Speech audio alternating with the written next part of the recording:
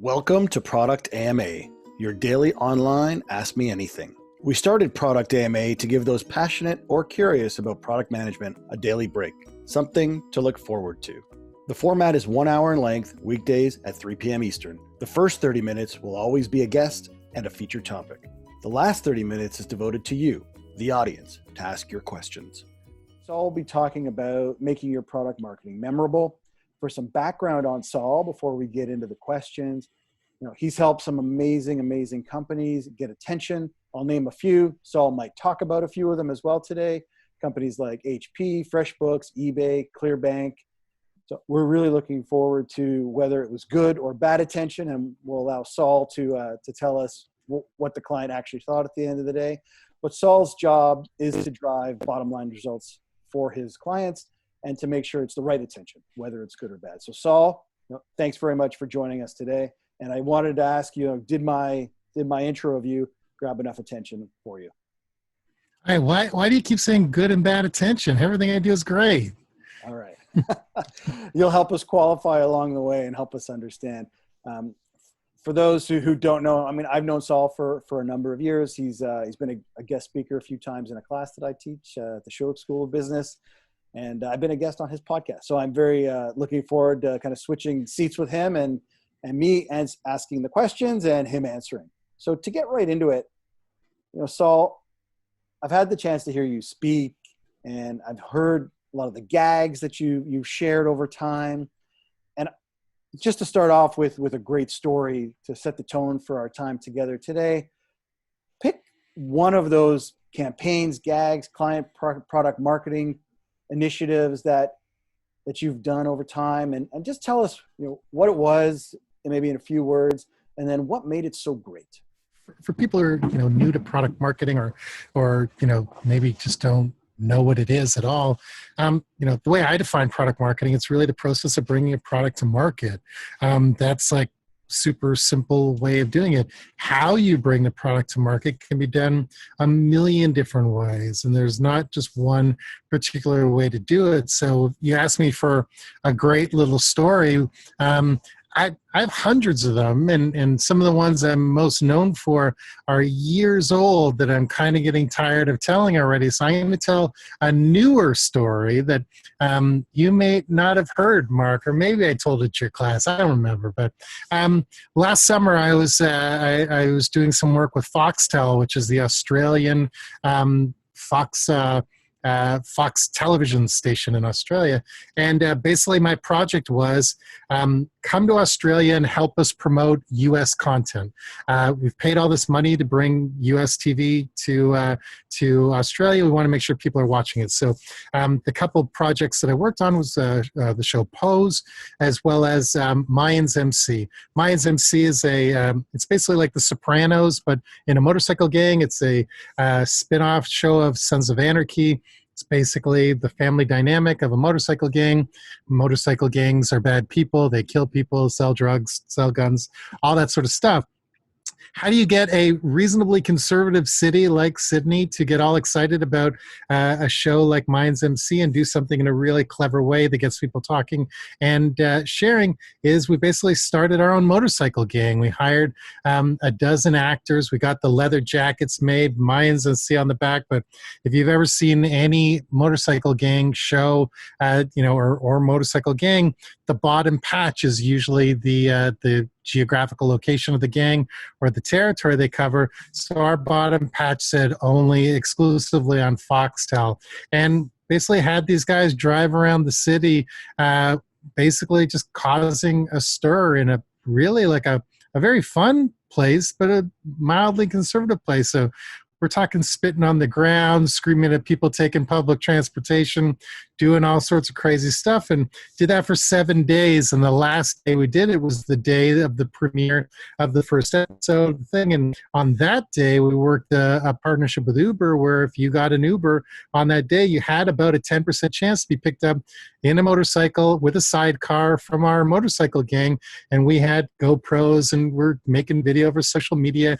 People got a crazy experience being in these motorcycles. They got their helmet and goggles and the whole thing, and they basically got to be part of our motorcycle gang for the day, where they would get off their ride, tell everybody, the show is on night. You should really watch it. And got media and got coverage and got all this thing. But it's really, I'm of the belief that you have to create great experiences around your products. There's lots of ways to do it. It doesn't have to be in the real world. It can be digital. It can be, all sorts of different ways. But, real great product marketing is the same as creating a real great product. People have to care about it. They have to actually want to talk about it, and they have to have some sort of connection to it. Otherwise, nobody's going to, you're not building loyalty or any brand value for your product. And it's all the same for a business or a brand or anything as well, but product just brings it. You can have a brand marketing plan and a product marketing plan that are, complementary but very different. So that's why we sort of do them differently. Well, Biker Gang is a great example, and I think most of us on the line here today can absolutely relate to that. I think as we go today in our chat, we'll get into some products that might be a little more boring, might be more B2B, those boring monikers that we put around product. And as we get into that, I want to dive a little deeper into the client side of things. So, I know you've helped so many product companies over the years, and I know, and I certainly these days, you've been very vocal about it through your social platforms. You've been speaking to probably hundreds of people, and I'm sure many of those people are looking for your help. Whether they're ready to buy now or not, is another story we can talk about maybe a little later. But can you share with us when you're talking to all of these hundreds of people over years? I'm not asking you to pick one that maybe happened over the last few days, but not every company can handle the shock and awe of the kind of creative that you just described. And I know that was a media platform and a show, but I know you've done similar stunts with companies that are not as attractive as the product being a Biker Gang. So is there anything in particular about a product itself that lends itself to you deciding whether there's a fit between you and the client? Yeah, I never want to put myself into a position where I'm not going to be happy working with these people. So there's I didn't come up with this. This is a dear friend of mine, David Feldman, who's the head writer of the Comedy Central Roast. He's been, Steve Martin's joke writer, and he's written, he's one of America's most successful behind-the-scenes joke writer. He said this to me a while ago, which has always resonated with me. There's 3 things that you need for a job to be great. You need money, you need glory, and you need fun. And if you're not getting 2 out of the 3 of these things, you're probably going to be miserable in this role. So when I can help any company, there's no product, too shiny, too boring, too anything. There's nobody I can't help. I take a very different approach for every company I work with. So I'm not selling the same idea or the same format or the same everything to people over and over and over. You bring me your problem, I come up with a creative solution for it, and it's never going to be the same thing. So for me, when I'm deciding to work with someone, it's really, am I getting paid something I feel is reasonable? Am I going to get glory from it? And is it going to be fun? And the fun is really interesting because fun is the only one that you can really control. You can't really control how much they're going to be able to afford to pay you. You can't really control whether you're going to get, any notoriety from this thing. So, but you can control the fun. So when I'm deciding those are the 3 filters I use, but I have completely different filters to decide whether I'm the right person for the project, for the brand. So just because I'm going to be happy in this brand doesn't mean they're a good fit for what I'm going to bring to them. So, I look at, very different sort of things on the brand side. So, as a consultant, as a, person working with people, it's my responsibility to make sure I'm happy, but it's also my responsibility to make sure that they're happy. So, and not everybody does that. A lot of people just, cash a check and do that stuff. I would be so much wealthier if I just said yes to every job that ever came across my plate. And I would probably be just as happy, because don't believe what people say, kids. Money can buy happiness. But at the same time, it's my responsibility to make sure, because my business is word of mouth driven, so I can't deliver bad results for people. So I tend to go look at the company, look at the product, look at their audience, and see if I'm a good fit for them, because I do things very specifically. While every project is different, you're still going to get irreverence. You're still going to get humor in my work. You're still going to get a shade of inappropriateness. You're going to get edgy. You're going to get a lot of different things. So there are times where I turn down projects from people because they hear me on something like this, or they hear me on a podcast and they think, oh, this is the guy that we should really be working with. And I just feel that there isn't a good fit from the way I would deliver it for their brand. That doesn't mean I wouldn't work with a boring company or something like that, because I've done great things for very conservative companies. My job isn't to get you to come to my comfort level. My job is to figure out where your comfort level is and move you just 2 baby steps past that. So it's not a case of, oh, I'm too good for this brand or whatever. It's really a case of, is there, the main thing I look for is, will their customers accept what I want to give them? Because if they're not going to accept what I'm going to give them, it's a waste of all our time, no matter how much fun we'll have doing it and how rich, we're going to get and stuff like that. So there's decisions I make whether I take the project, and there's decisions I make whether I'm even the right person for the project. And I've spoken to hundreds of consultants about this, and I think I'm one of the few people that actually cares whether or not the client should be working with me or not, because a lot of people are just like, let's cash the check and we'll figure it out later. And maybe I should be more flexible in that way, but my career has been built on being the best in the world at one skill set, instead of being one of these people that can do 50 things kind of good. So I take a lot of, I don't even know if I answered your question anymore. No, I just sort of went on a tangent, but you answered it. You answered it very, very well. So I'll let you off the hook there as I expand on what you're saying a little bit. And I absolutely hear you. I mean, in my own business right now, we very much have the same mentality, where it is really about a fit between the client and us. But in your case, you do have a unique brand. I know let's say there's 2 sides to it, if I can kind of be fair in my description of it. Mm-hmm. There's Saul, like the personality and the persona of Saul, mm-hmm. which we see on social media. Mm-hmm. We're hearing a little about it today. Then there's the work. You could talk a little bit about advice mm-hmm. that you have for companies that they may or may not catch your podcast or see the kind of things that you mention on social media. They might know your work very, very well, but they're apprehensive in speaking to you, even though they may very well be a good client. So I want to give you the chance here to talk directly to those people.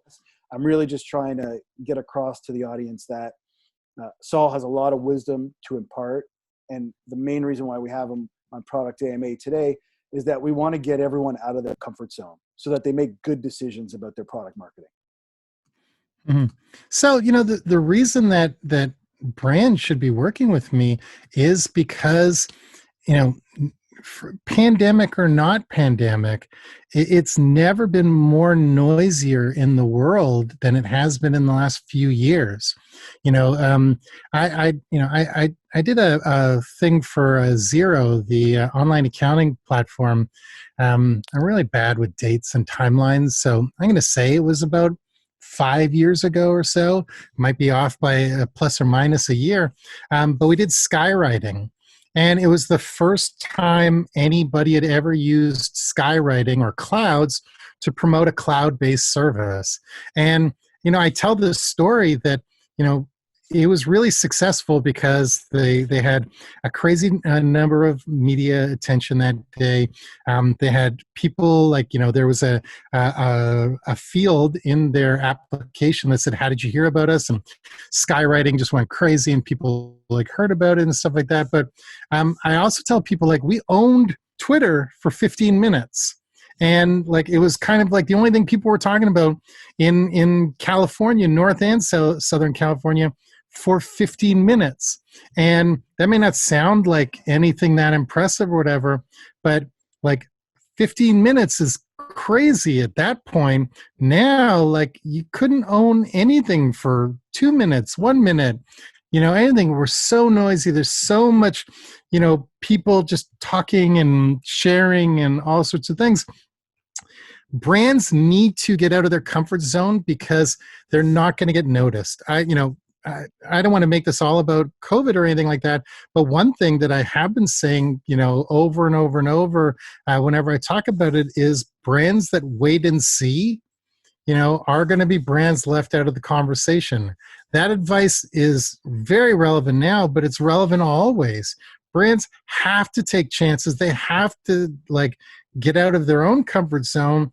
They have to really stand out because customer expectation has changed so much that, and it also depends on the personality of the brand. Some people may not be expecting anything, but those brands that have zero expectation, imagine how much attention they would get if they actually did the littlest thing to exceed expectation. But, the bar is set so low that, brands that take chances are always rewarded. And I know you were joking in your introduction, or at least I hope you're joking when you said good or bad attention.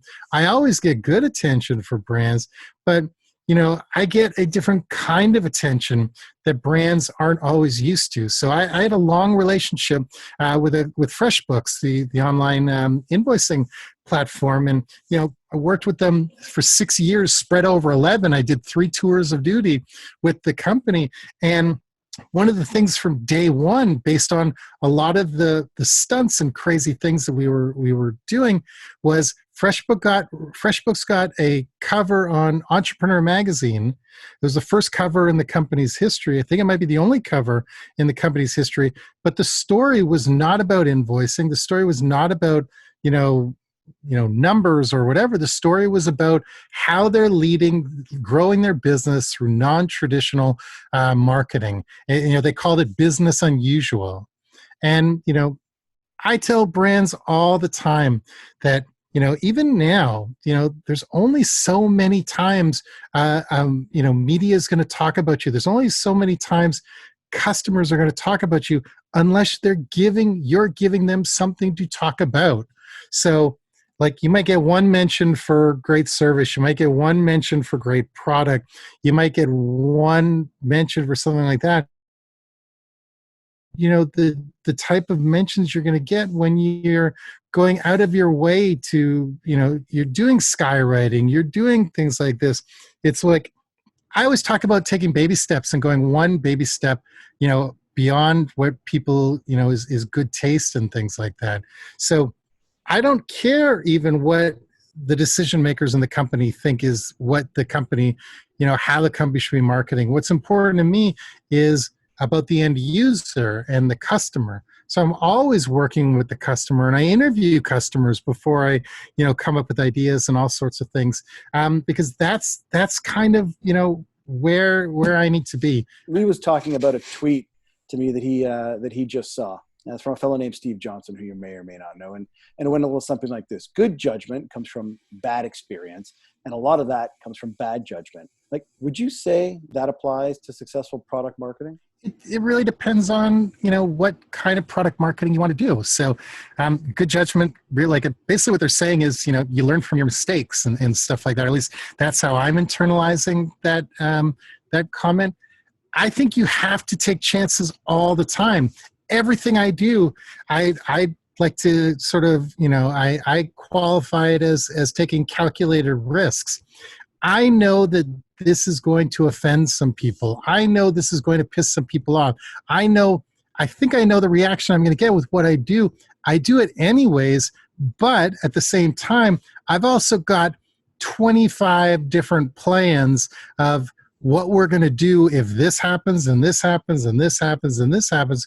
So I know I'm taking a risk at maybe some of the things I'm about to do, but I also know how I'm going to cover the brand's sort of ass, depending on which sort of backlash it comes. Guy Kawasaki famously said, if you're not pissing off some people, you're not doing interesting marketing. You're never going to please everybody. So the only people you should really worry about is your target audience. Know them, make sure they're happy and stuff like that. So good judgment comes from bad experience. I honestly don't think so let me qualify this. I'm not a positive person by nature. I'm not one of these people that smiles all day long and thinks this. But at the same time, I don't think I've ever had a truly, truly bad experience where a project is blown up in my face because, yes, I'm taking crazy risks, but I've also thought them through from every side before I do it. That's why I call them calculated risks and not just risks. So I don't think people should take crazy, uneducated risks. That's why you work with someone like me who's been doing this for 20 years, because they kind of know how people are going to react, and they kind of know what's the worst case scenario. And you can never come back from a worst case scenario, but you can kind of plan a little bit around that. Well, thank you. Thanks for answering that off the cuff. I know that this concept of good and bad is one that doesn't really apply to the great stuff that you do. And for those of us that are on the Product AMA today, I encourage you to ask your questions. If you haven't seen it already, Saul will give you an opinion. It might not be the answer you're looking for, but that's really not the point. The point is that Saul has. It'll be the right one. Well, to be fair, we'll let the person who's asking us judge that, and they can tweet at you after the fact to decide if they agree with you. So just moving forward in our questions that we have for you, and Ali, thanks for yours. Maybe we'll go to Ali's right now before we move forward, because I was going to shift gears a bit. But Ali was looking at the time that you were with FreshBooks, and just some insights on how they're able to stand out in a relatively less sexy industry. And I think I know some of these stories already, but for the sake of the audience today, this is kind of like the analogy of, John Cougar Mellencamp really hated singing Jack and Diane, but he had to sing it because the fans loved it. So why don't you tell us some of your famous FreshBooks stories? One thing was, and I would never say it was a less sexy industry because, accountants, they may seem like they're unfun people, but in all honesty, they don't see themselves as unfun.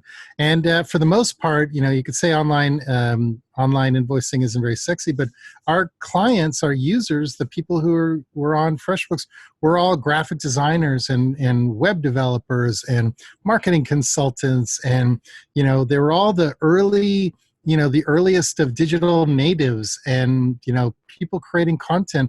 So they were literally some of the most fun people in the world. And, when I said earlier, I don't really care what the boss level of comfort is and what their thing, it was really more about what will the clients and the customers and users let you get away with. I spent a ton of time with these people. I knew what I could get away with. We did crazy things. We had a booth at a financial services conference that everyone around us had these $50,000, $60,000, $70,000 fancy polished booths. We made we had a carpenter build us an exact replica of the Bluth banana stand from Arrested Development, and we gave out 2,000 bananas to people from our booth and stuff like that. We did a booth at a graphic design conference where our booth was just two 12-foot by 12-foot art canvases, and I had an artist spend 3 days in our booth, basically building our booth in real time by drawing a mural on these two canvases. So people kept coming back to our booth over and over and over because every 45 minutes it changed and it looked different. We created the FreshBooks Supper Club, where anytime any member of the company went on a business trip, they got 10 to 20 customers and took them out for dinner. And it wasn't a selling opportunity. It was literally just free dinner, ask us anything, things like that. We did so many crazy things at FreshBooks. This is a whole other webinar, but the marketing plan the first marketing plan of FreshBooks was, we took a map of the world. We played the board game Risk. Myself and a guy named Saneer Shah, who's brilliant, we basically developed this thing called Marketing Risk. And instead of countries on the map, we plotted out all the verticals that we wanted to work with. And then like Risk, you start in Australia, you own that country, you move to the next and move to the next. You don't try to defend 3 sides of the world and spread yourself too thin. And we just literally marketed 100% of our marketing effort was to that one vertical. Once we got a little bit of traction, we went to another vertical and another vertical, and we literally did them one at a time. So I would say that there was nothing unsexy about how we did things and stand out in a relatively less sexy industry, because we weren't trying to get accounting firms. We weren't trying to get things. We were trying to get some of the greatest graphic designers and visual artists and, performers and cooks and chefs. And like, basically our market was the underserved market. Anybody who, was, 5 employees or less. So, and didn't have inventory. So those are all some pretty cool service-based companies. Let's go back to the product focus. So you've worked with a number of product companies. You already talked about a couple of them. When it comes to the product itself, and I totally believe that you can make amazing lemonade out of lemons. So let's keep that aside. But when you're working with the product itself, if you could talk a little bit about products and how you approach the actual product that you're working with, separate from the marketing a little bit, because ultimately you're selling something. So if we go back to kind of product marketing, which is the basis of us talking to you today, give us your perspective on these products you're working with. Because ultimately, if there's no conversion, then you're out of work. That's true, and it's not true. So I'm the way I work is I always start with the goal and work backwards. So conversion may not actually be the goal for the brand. It usually is, and it sometimes is. But I had a 1-year project with a company. The goal was to distract them from the product because the product didn't work. So they wanted to elevate the brand. They wanted to be a shiny startup. They wanted to be part of all the cool kid conversations and stuff like that. They just never wanted anyone to see the product or talk about the company. Like they want people to talk about the company, not talk about the product. So I was, responsible for elevating the brand, talking about what they do, but never actually drive people to convert. So that's rare and unique, and it doesn't happen all the time. But but when you say if it doesn't convert, it's not a success. If you know what the goal is right at the beginning, so there's lots of goals for different things. Sometimes the goal is build the brand. Sometimes the goal is sell the product. Sometimes the goal is to, get a bunch of media. Sometimes the goal is a lot of different things. That's why I say there's a million different ways to bring a product attention and bring a product to light. It's not always conversion. So it's really start with the goal, work backwards on the execution and the idea. But as long as you know what the goal is, then of course you can measure it and know whether you're going to be thrown out of the door or not. But, ultimately, if we want to just talk about conversion and things like that, if all you care about is conversion, there's lots of growth hacky kind of things that, people are employing right now. I'm actually very anti-growth hacking. I think that right now what's going on in the world is a great example of brands who only rely on growth hacking that haven't done real, they're not doing anything with emotion, they're not doing anything with loyalty, they're not doing anything with actually building a brand, are really suffering. Nobody right now wants to be retargeted and be put through funnels that the creative and the outbound messagings don't match what the world is. And a lot of growth hacking is just, capture, automate, forget, never touch the customer, never do anything like that.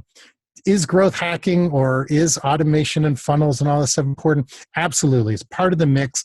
I'm not going to say that isn't successful, but real marketing, real thing has a lot more to do with who you're marketing to than, the process that you're going to get them to convert on a project. So are growth hacking things going to speed up the process? Absolutely. But they only work in very ideal situations and stuff like that.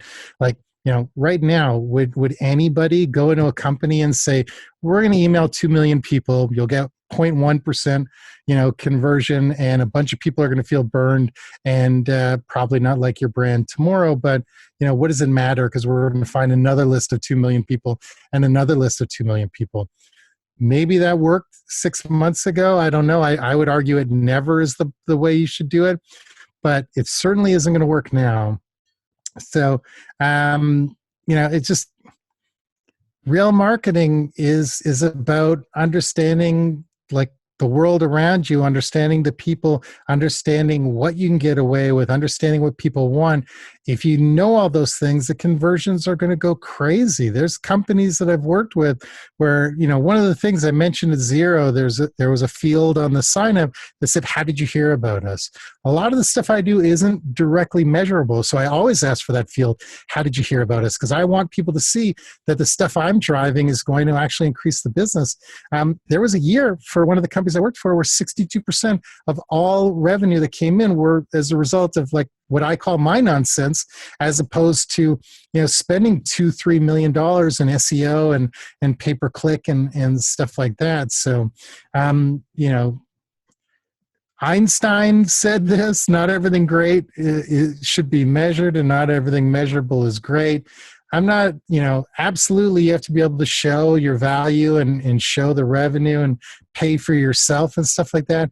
But so many people pick one metric to measure and think that's the only thing they should be measuring, when there's probably 50 things that you should be measuring to really know whether or not you've been successful in what you do. And revenue and money is absolutely one of them, but there's 1,000 other things that you should actually care about, because would you rather have your lifetime value of a client be $20,000, or would you like your conversion rate to be really high, but you churn them after like one engagement and stuff like that? So there's a lot of different things that go into everything. That's why I don't believe there's one way to do anything. I don't believe in absolutism.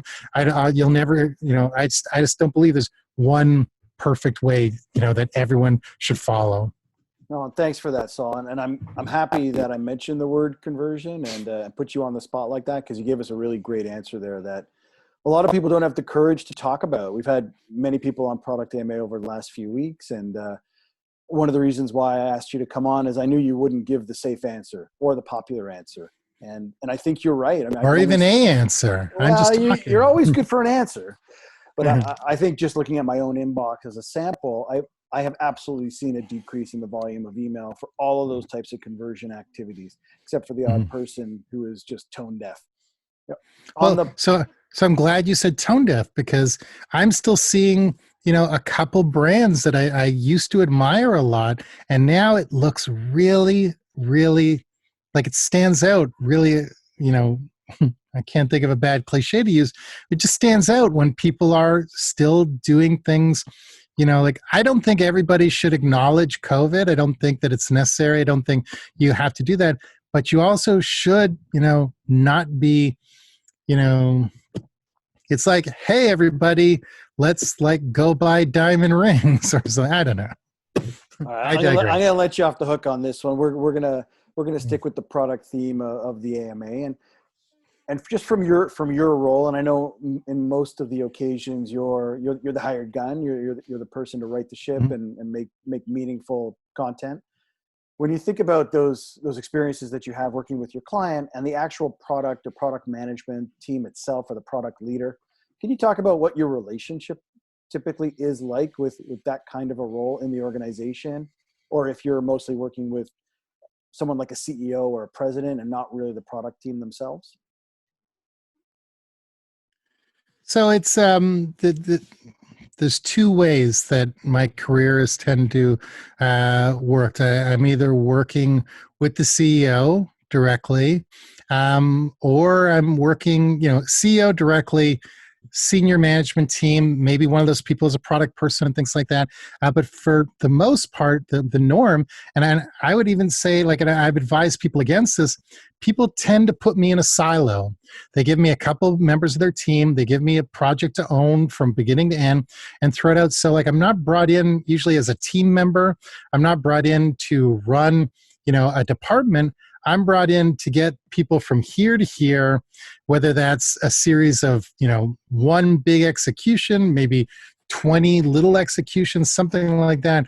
But, my influence on the rest of the company comes from the top down and not me directly. So I'm whispering in the ear of the CEO, this is what we need, this is what you should be doing, this is, what I need to make this successful. Very, very few times am I brought in as a permanent person at the table influencing greater things. And a lot of times that, and I don't agree with this. I think everything, like, when you bring in any outside resource, the more access they have to everybody on the team, the better everything's going to be, the better everyone's going to feel at the end of it. Nobody's going to have hurt feelings or insecurities or all sorts of things. But I think a lot of times when, it's like, I'm not the guy that comes in and fires people, but a lot of times I'm sometimes positioned as the guy that's going to like save the day or, right the ship or fix all the wrongs. And that does put people sometimes on a bit of an edge, and their insecurities kind of run a little rampant. So like, if you're asking me what my dream situation is, give me access to everybody. Let's have everybody feel good about themselves and do the best work. A lot of times though, my only one-on-one is with the CEO. Maybe I have a desk, maybe I'm not even in the office, and they just give me a budget and, check in once a week. And as long as the arrow is going up and to the left, everyone's happy and keeps getting paid. So we have a couple questions left for Saul. We're really going to focus on today and tomorrow with what's our time left with Saul today. And if you have any questions, please ask them in the chat.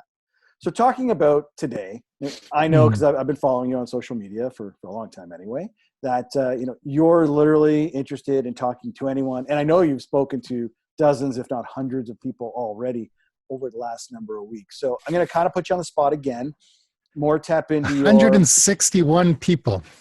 Okay, to be exact, and counting, and maybe some people who heard you today. So without making you into a behavioral psychologist overnight, if you can give us a little bit of sentiment analysis without an algorithm, and just talk to us about what you're hearing out there, how people are feeling, and really don't be afraid to be politely honest. So I think a lot of the people, and I would include myself in that, they just have no idea what kind of the future brings or what to expect. And obviously this came out of nowhere, and nobody, could have seen anything that's coming or done anything to change. But like, it's, from a business perspective, nobody's hiring, or very few people are hiring, unless you're Apple and Facebook that, have just cash, stockpiles and things like that. There's a lot of brands that are completely stopping spending. I know from my own personal situation, I've got extra time on my hands, so I'm pitching stuff every day, and I'm finding even we're like 4 or 5 weeks or 6 weeks, 7 weeks into, self-quarantine, however long, it's been for some people. I'm not sure that either people are just ignoring me, which is like, possible and fine. I'm not sure that people have really figured out how to work from home fully. Like, I think people are putting in 3 or 4 good hours and sort of like, doing things with their kids or whatever else, because like nobody's responding to emails, or what responses used to be 24 hours are now like maybe 5 days or things like that. I think that it's a very weird time. I got a text message from somebody the other day asking me what I thought of some of the ad campaigns, where everybody has shifted to COVID messaging. And I saw I didn't write this tweet. I saw a great tweet last night, which I thought was bang on, where it said, I like how ads have gone from buy a Toyota to this is a difficult and uncertain time for all of us, buy a Toyota. Nobody kind of knows how to talk right now. And I think the big scary thing is, so a friend of mine texted me and said, what do you think of all these ads that are going on? My response was, I think they're all self-serving. They're a little too me, and not enough you. And the problem is because brands don't know what to say right now, and ad agencies still want to win awards. So there's like a real conflict of what's going on, and that does affect product. That is product marketing at the simplest way.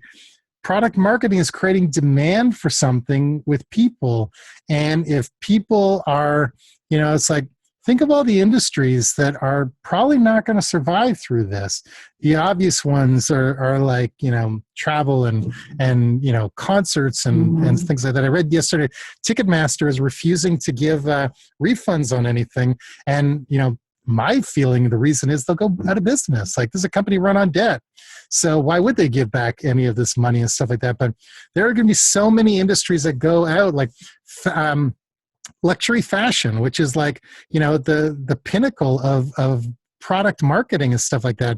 If none of us are leaving our house, why would we ever buy a $2,000 fashion item? Because the only reason you ever buy a $2,000 fashion item is because you want your friends to validate you and say, wow, that man or woman has a $2,000 fashion item. Everything about product marketing is going to change. The rules don't apply anymore. There are no playbooks. There are no best practices. And it's not because of, it's as a result of COVID, but it's not because of COVID. Well, I guess it is. I'm saying the same thing. But it's a result of COVID because people have changed. And like I said before, marketing is about recognizing the target. It's about understanding the environment. It's about knowing what you can say, knowing what you can get away with, and it's about stimulating interest. So, the type of, it used to be everyone would love to work for Gucci or Louis Vuitton. Now the brands that everyone's going to fall in love with are going to be furniture companies, because people are going to be sitting in their home for 6 months and realize they don't like their house anymore, and they're going to want to redo them. It's going to be like, what is considered sexy and less sexy, like the question earlier, that whole paradigm has shifted, and what you used to think is sexy isn't going to be sexy anymore, and people are going to be really, really interested in things that they never thought they were interested in before. And Lee asked the question there, is empathy more important now in marketing? My answer is it's always been important. Marketers have devalued it over the years, but it's always been important, and it's always been the core of what I do. So, like, I'm not for everybody, and there's a lot of companies that would never work with me because I don't lead with technology. I lead, and for a lot of people, it's been completely devalued and completely things. So, right now, and I was going to write about this today. I'll give you guys the exclusive, and I don't want to keep harping on COVID and stuff like that, but I think brands are making a huge mistake with all these, it's a sensitive time, let's buy a Toyota, because that messaging isn't going to age well. And I don't even mean age well in a year. I mean in 2 weeks, because every day we wake up and get dressed, the new normal becomes a bit more like just the normal. So right now, all these agencies and all these brands, and I know that they probably paid for these ads, year in advance, and they've got the time and all these things, and they're scrambling. But a lot of their ads are simply, talking about what's going on right now. They've got some great stock photography of first responders, and then it's literally, look how great we are, and look how wonderful we are. And, in 3 months from now, it's like no brand should be talking about work from home, strategies anymore, because we're all a month into it. McDonald's can stop talking about our pickup windows are open 24 hours because everyone kind of knows the pickup windows are open for 24 hours. There's going to have to be a time, and I think it's going to be very soon, that people are going to, start to go back to talking about their stuff. They're just going to talk about them in a very different way. They're going to talk about optimism. They're going to talk a little bit about humor. They're going to talk about, creating great memories, or talk about memories from before. These are the keys that, people have to be, thinking about right now, because, like, I think we're all fatigued by brands telling us, how wonderful they are in this time, when, like, it's like I see a car commercial. It doesn't matter which car commercial it is. They're like, oh man, we love our frontline workers. Well, then give them $10 million. Don't buy an ad and say, we love you. And I know the ads are all paid for and blah, blah, blah, blah, blah. But there's a lot of companies that are trying to, it's almost like stolen valor and pretending that they're part of the frontline workers. And like, if we, companies have to get back to creating demand for their products, and some products don't fit right now, but the ones that do, they should be creating demand for those products the way they always have, just with new messaging, new strategies, and new tactics and activations. Let's look forward a bit, and you've talked around it in your last answer, but let's talk specifically about it. Who are the brands that Saul Colt is betting on, will be the ones that we look to, not just to give our money and share of wallet, but we look to for that beacon of hope that will drive us forward, out of a recession, out of self-isolation, out of all these things that we're either experiencing today or will be experiencing in the near future. Who are those brands? I'm going to answer your question in a different way. I think the brands that are going to take us out are the ones that are thinking completely differently right now. There's a women's a swimsuit company called Somersault. I don't know if you guys are familiar with Somersault at all. It's a pretty cool brand. They seem to have great products. They converted all their customer service agents they hired a bunch of psychology students and stuff like that, and basically said, we know you're not buying bathing suits right now. If you're in isolation, you're quarantined alone, you have no family or anything, call us and we will talk to you. They converted their customer support team to almost like a kids helpline and are doing really interesting things that way. Mark, I know you're, heavily into sports and things like that. I thought it was really cool to see Fanatics, the sports merchandise company, clothing company. Yeah, so I don't know if you read what they did, but they had warehouses full of NBA jersey material. I'm not NBA, Major League Baseball jersey material, and no one's playing baseball this year. They hadn't started making all the jerseys to put in the stores and things like that. They started making gowns for frontline medical workers out of Yankee pinstripes and Blue Jay powder blue, and they're actually giving the frontline workers. There's a lot of companies that are doing really, really amazing things right now by thinking differently. So, by thinking differently, that different thinking will continue going forward, and those companies will be supported. The type of industries that I think are going to do well, I don't know if anyone's going to need cars the way they needed them before. I don't know but it's like I said, homes are going to, I think commercial real estate's going to die because companies aren't going to need 1 million square feet anymore. But I think residential real estate is going to go through the roof because people have been in their house so long and they realize they need an extra bedroom for a work from home situation, or they're just tired of their house because they've been staring at the walls. Anything to do with homes, anything to do with comfort, anything to do with people, I think are going to do extremely well.